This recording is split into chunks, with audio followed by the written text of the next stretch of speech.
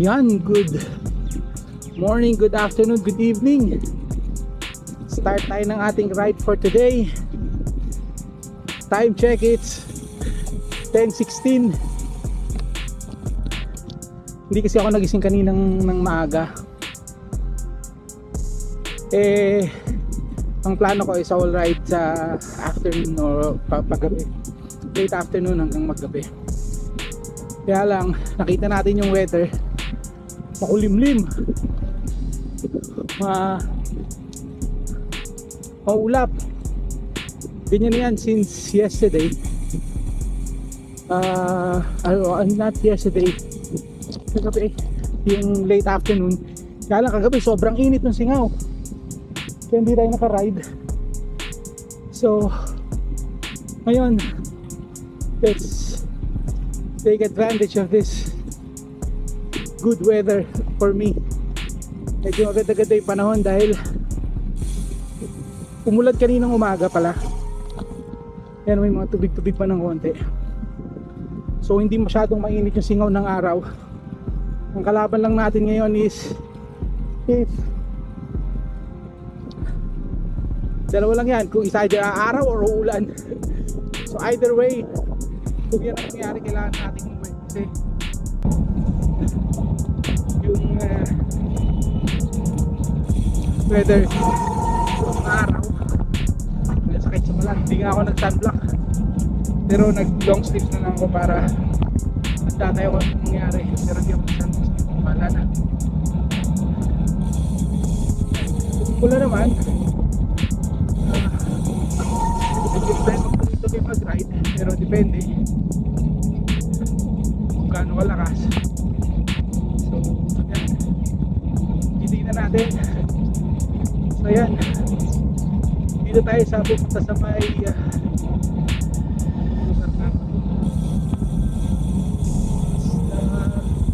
na sa dito sa kabilang side ng ng Calipa City. Ay, ano ba yan? Nakakalimutan ko na. Bakit nakakalimutan ko yung lugar na to? Sige, mamaya. Kawit muna tayo sa kabilang side. Let's go. Tayo dito. Kasi nakakasawa natin sa iniikutan natin.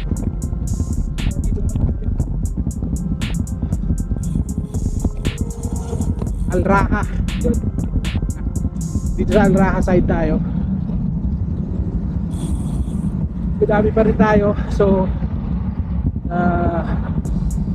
we will be mag-move back na kami sa Dubai after ng ilang taon dito sa Abu Dhabi. Ito na pa kami, almost 4 years. So there's a plan to move back to Dubai. Well, hindi pa natin alam, soon. So kaya lahat ng ride natin yan, hindi muna tayo magra-ride sa Dubai. Sasawaan muna natin itong mga Abu Dhabi cycling track. Kaya dito muna tayo mag-ride.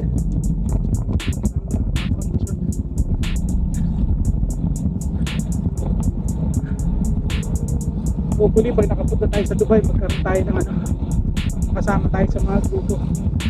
Try natin sumali kung magka-accept sila ng mga baguhan na maximum na average speed lang is 25. Hindi na natin, otherwise no choice, solo ride ulit tayo palagi. So ayan, tignan natin. Ideally I want to do 40, so depende sa ating kondisyon. Tagal kong pinag-isipan kung mag-bike pa ako ngayon o mamaya na, pero since ito naman yung weather, kaya ayan, sige, alam ka kung makakailan tayo today. Let's go.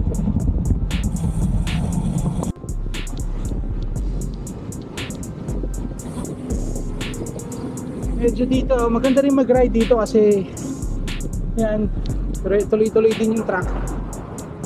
Medyo tagal tayo hindi naka-ride dito. Yan, may mga tubig-tubig pa ng konti dahil sa ulan kaninang umaga. Kaya nga sabi ko, maganda rin dito sa ano na to, kung ikot na to.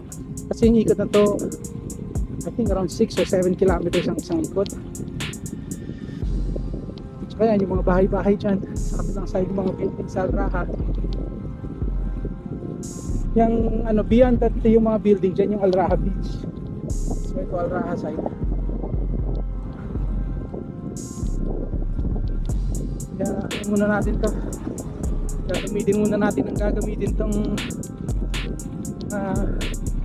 binabaygan dito sa Abu Dhabi. Pag nag-move na tayo ng Dubai hindi na tayo, hindi nang biraan tayo makakabalik dito. Ito malago na naman yung mga talatalaib nila. So ang init yata medyo pababa na, kaya yan nag-uulan na. I'm not sure if that's a natural rain o cloud seeding. Pero parang ano, yung bumababa na rin yung ano, malapit nang magtaglamig. August na. So by September, October, siguro by November malamig na ulit. Kaya dapat take advantage natin yung ano, yung transition ano between ano, mainit at saka malamig na weather. Yan, sige. Bike muna ulit tayo, let's go. Yan, so far na 10 kilometers na tayo.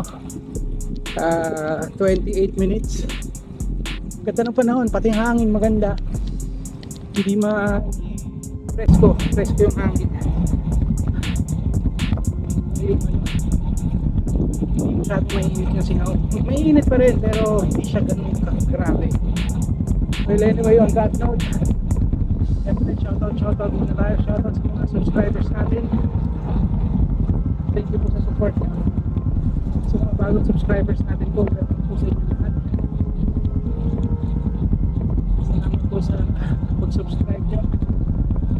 Siyempre yung mga sweetie natin Studio ni Adventure ng Toronto, Canada, si Antonio at si Mary, RJ Candelaria ng Gaskin Olimit ng Maryland, USA.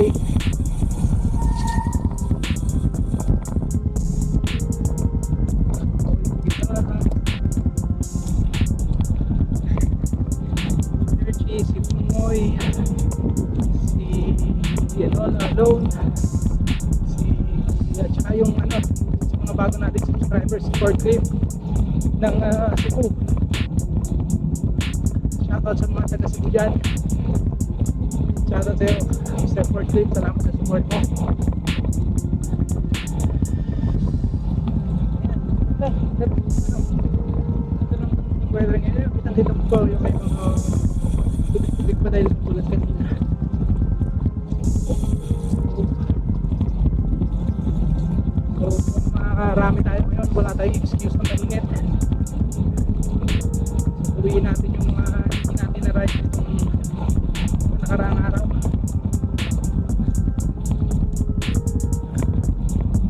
Yan, ride out tayo, let's go.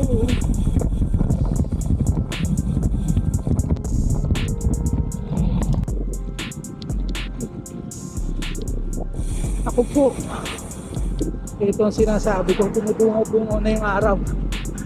Medyo silip-silip na konti yung araw, pero although hindi naman mainit pa, tsagayin natin to. Parang sarap ng pagkakapay natin ngayon. Parang solid yung weather hindi malamig, hindi rin mainit, saktong sakto. So, parang sarap pag-bike. Sana lang wag lumabas ng todo yung araw para makarami-rami naman ako.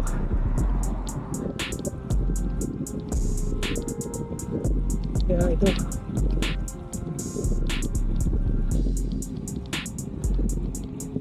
sarap din pag ganito yung weather, masarap pag-bike kasi Kasi minsan pag sobrang lamig naman, hindi rin nakakatuwang bike ng sobrang lamig. Ganun din pag sobrang init. Kaya itong ano, yung transition between hot and cold weather, kailangan maano natin yan, ma-maximize natin.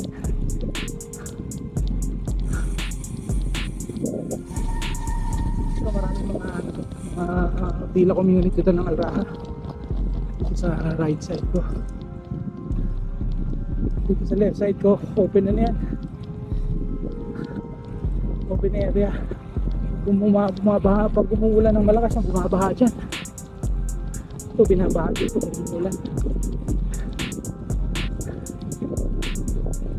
Sarap, solid din eh. Let's go. So yan, so far nakaka 30 kilometers na tayo.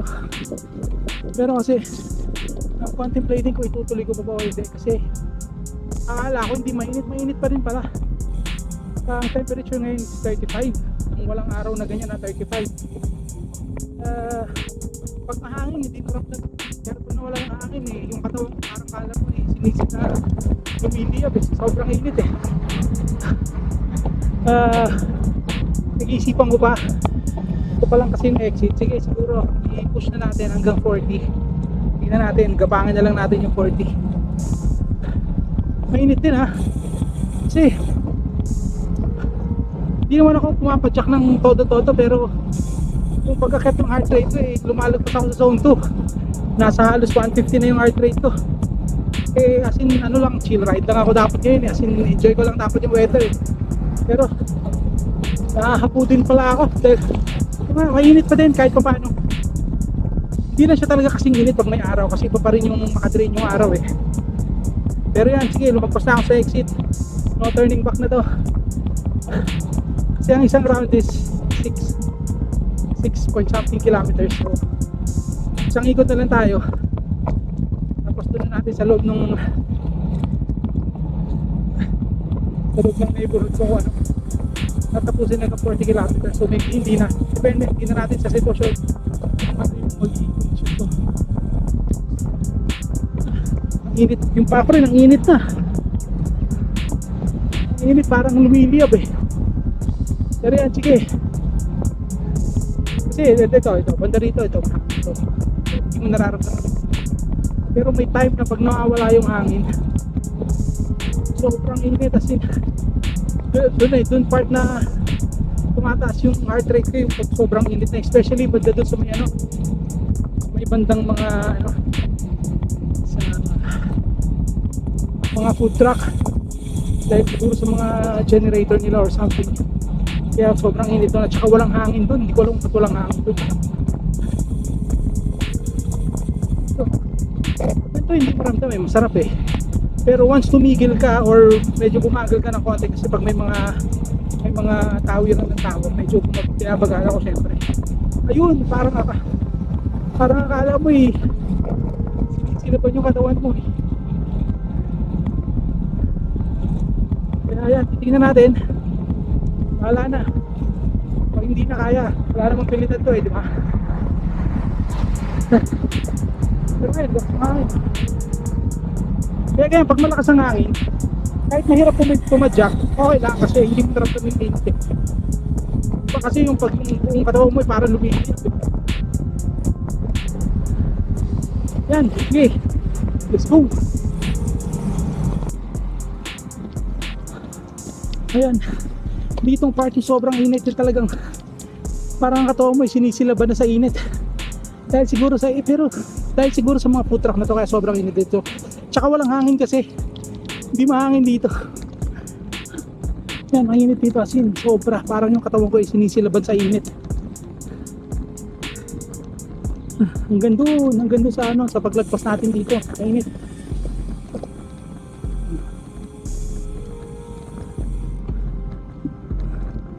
Mga food truck din yan.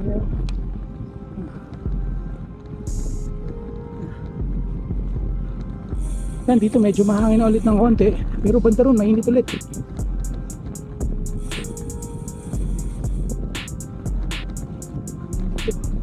Wala na yung init.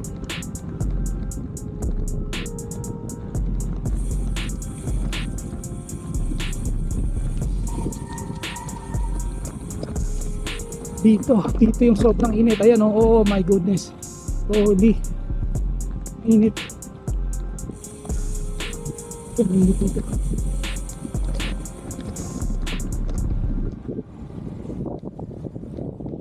Dating dito may mga park na yung ano, pero mahangin na ulit dito. So yan, tatapusin na lang natin itong last ikot na to. So most probably matatapos tayo mga just little under over 40 kilometers. So tingnan natin. Let's go.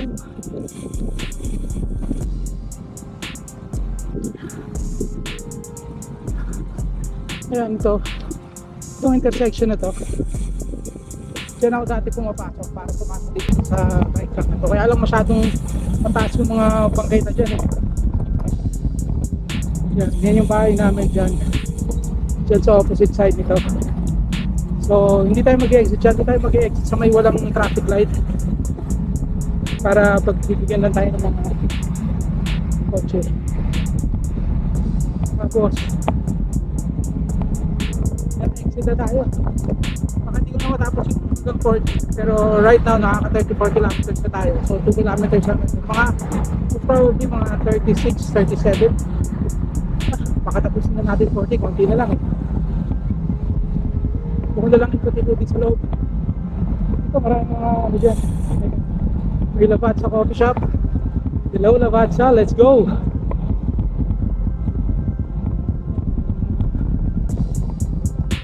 Salon dyan.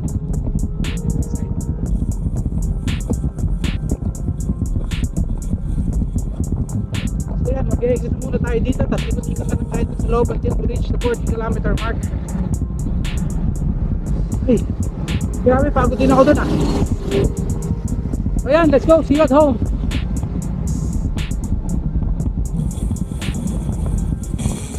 Ito, ikot-ikutin muna natin itong neighborhood natin. Yan, mga villa compound din yan. Maraming unit sa loob.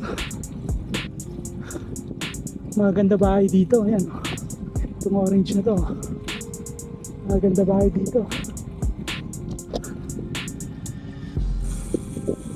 Marami na sasakyan dito, puti. SUV. SUV, mga luxury car. Ayan, most. Ganda rin ang most dito eh.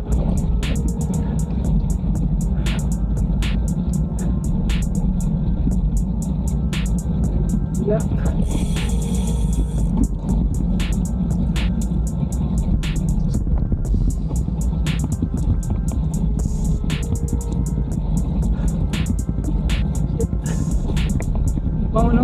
May pagkain, alas 12 na kasi. Grabe to. Midday ride on a summer day, let's go. Title na tayo.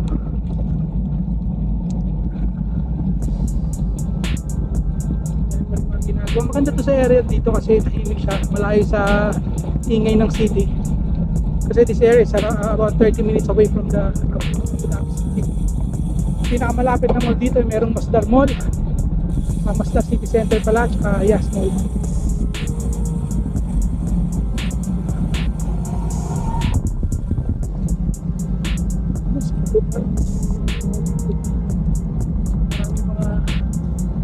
Maraming mga dito. Tubig na naman. Ayan, yung mga yan. Mga nakapungsing gate yan.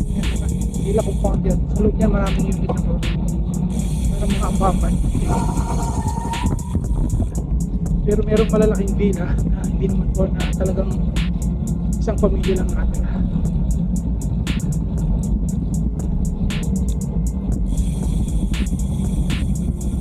Ang init.